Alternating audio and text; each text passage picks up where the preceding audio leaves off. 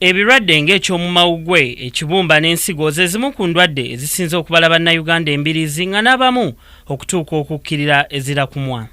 Omuvubuka Samuel Biraboneri kati aweza egy'obukulu 16 agamba nti yakoma okubeera n'emirembe ng'alina emyaka 13 ng'era n'ebyokusoma kwe bwe byakoma. Ono afuna obuzibu singa atuula nga teyeesigamye nga ne wabeera atambula alumizibwa mu lubuto. Nganzibwamu amaanyi aye n'olubuto lwaye no bwe mba ntambula nga mpulira nga lwepika nga nkoowa nga mba sisobola kutambula.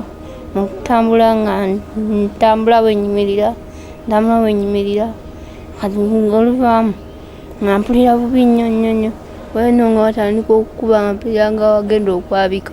Obuzibu bw'ensanga obulala mu kutuula bwe ntuula nga sirina we neesigamye mpulira bubi. Bwe ntuula nga nguddeyo bwe ndi mpulira bubi. Okwekebejja kw'abasawo e Mulago kulaga nti yeetaaga obukadde obusukka mu 2 okusobola okujjanjabibwa endwadde zino. Taata wa Biraboneri, omusumba Fred Biraboneri Gideon, omunakuwavu agamba nti emirimu gye gyonna gy'afa ng'ate yeetaaga obuyambi okusobola okujjanjaba mutabani we.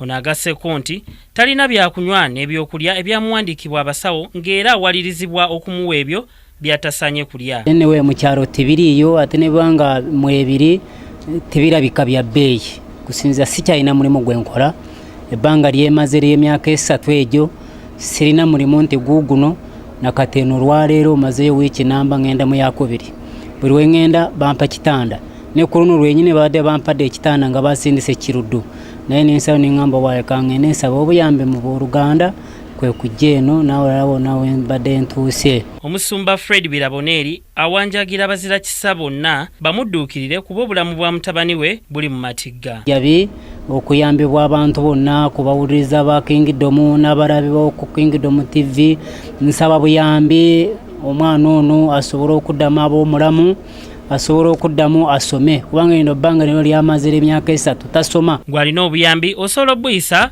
ku 0782 54 46 28 oba 0757 29 57 57. Ku Kingdom TV, Senyonga Beka Mulinde.